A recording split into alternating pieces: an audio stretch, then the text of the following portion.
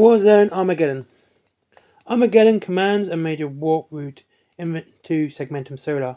This Imperial world has weathered countless attacks by heretics and Xenos, but few foes have tested Armageddon as sternly as the Orc warlord Gazgol Fracker.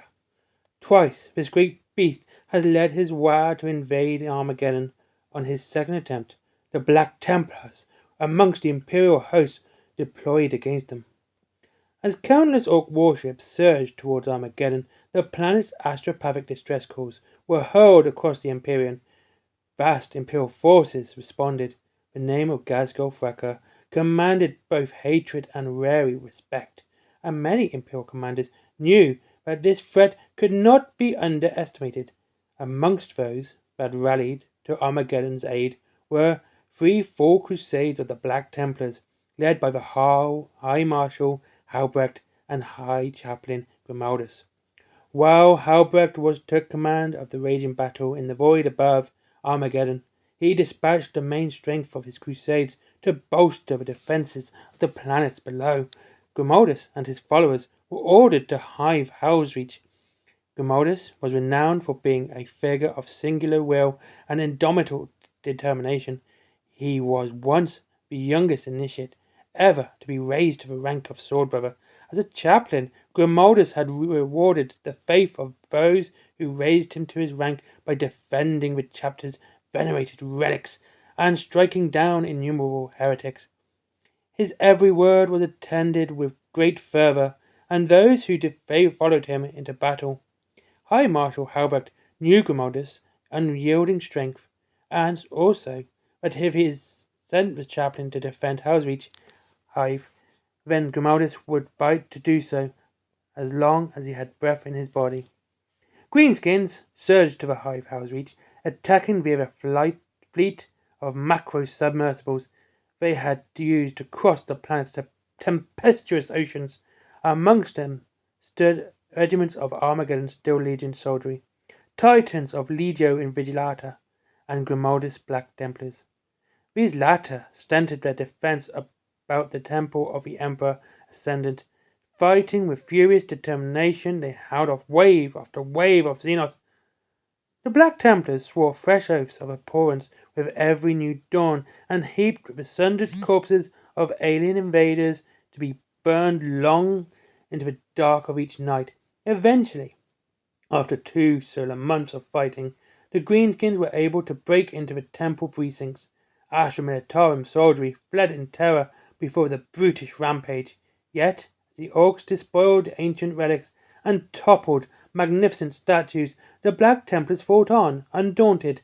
It was during this desperate battle that Grimaldus famously uttered the words, "I have dug my grave in this place, and I will either triumph or die." It was the unwavering example set by the Black Templars that compelled the fleeing Imperial forces to rally. None wished to fail the Emperor in the sight of his most fanatical servants, or to face the consequences should the Black Templars survive, and mete out punishment to those that had abandoned them. The Steel Legionnaires hurled themselves back into the fight, and the battle degenerated into an anarchic meat grinder. Such was its ferocity that eventually the ancient temple was brought crashing down upon the combatants. So ended the battle of the Temple of the Emperor Ascendant. Casualties were catastrophic on both sides, and Grimaldus was feared to be amongst the slain.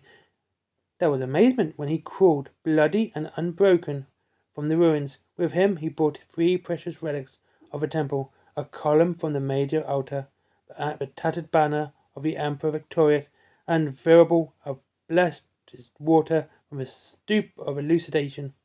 However calamitous the battle's ending had been, it saw Orcs halted long enough for a season of fire to descend and drive them back. For this his rescue of 3 such precious relics, defenders of Armageddon, named High Chaplain Grimaldus, the hero of Hell's Reach.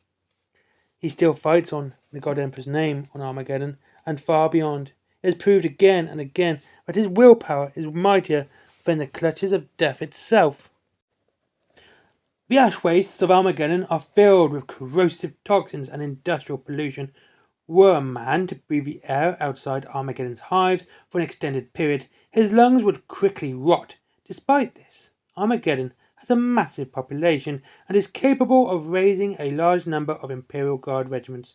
Indeed, at the height of the Second War for Armageddon, more regiments were being raised each year from the population of Armageddon than from any two other worlds in the entire Segmentum Solar combined. The people of Armageddon are therefore no strangers to warfare.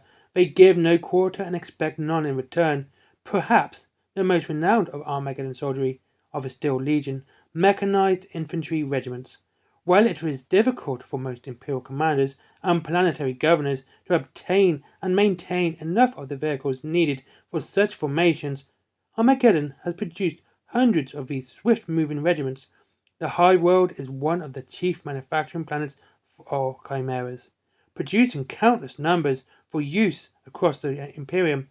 The extremely industrialized nature of Armageddon means that a far higher proportion of its regiments are mechanized infantry. It is for this reason that these mobile regiments were given their moniker Steel Legion. Fully mobile, the Chimera-mounted infantry squadrons are capable of overrunning enemy positions with large convoys before infantry dismount to finish them off. All soldiers within the Steel Legion wear protective clothing, such as trench coats, gloves, and visors, so to minimize the exposure to their world's polluted atmosphere. Most notably, every trooper carries a rebreather unit, capable of filtering out the worst of the airborne poisons. The rebreathers of senior officers are often fashioned in the visage of a grinning skull, in an attempt to unnerve the superstitious orcs that have ravaged their war-torn homeworld. In recent years, the warriors of Armageddon reserve a particular hatred for orcs, who, in their lust for war, have smashed whole hive cities asunder, and whose presence continues to plague the planet. Many of the Steel Legion troopers were drafted from amongst the crammed populations of Armageddon's massive hive cities, where only the ruthless survive the ceaseless and brutal gang wars. Many of the Armageddon Underhive, most notorious gangs, are conscripted directly into the Imperial Guard, without the need for any additional training, their ruthless skills proving more than adequate. All regiments drawn from Armageddon reap the spoils of the planet's enormous manufactorums, which work ceaselessly to produce the vast quantities of armaments needed to equip many soldiers. The constant demand for material has transformed Armageddon into an unequaled industrial behemoth. Not only are Lascans, vehicles, and war machines produced at an incredible rate, but they are of exemplary quality, honed to the perfection after millions of iterations. In the ongoing Third War for Armageddon, native regiments have been deployed in almost every major battle against the returning greenskin hordes. None have been more grueling than the siege of Hive Acheron, where Imperial forces, orcs, and now demons are locked in a maelstrom of bloodshed and destruction as they fight for control of Armageddon's primary hive. Millions from each side crowd the ash wastes around the planet's capital, supported by armored columns as well as towering gargants and titans. An unending rain of explosive shells fall from on high, with the artillery targets shifting as control of the guns' emplacements changes hands. Deep within Acheron itself, covert kill teams traverse the vast lattice of Promethean pipes that riddles the hive, hoping to circumvent the enemy's defenses.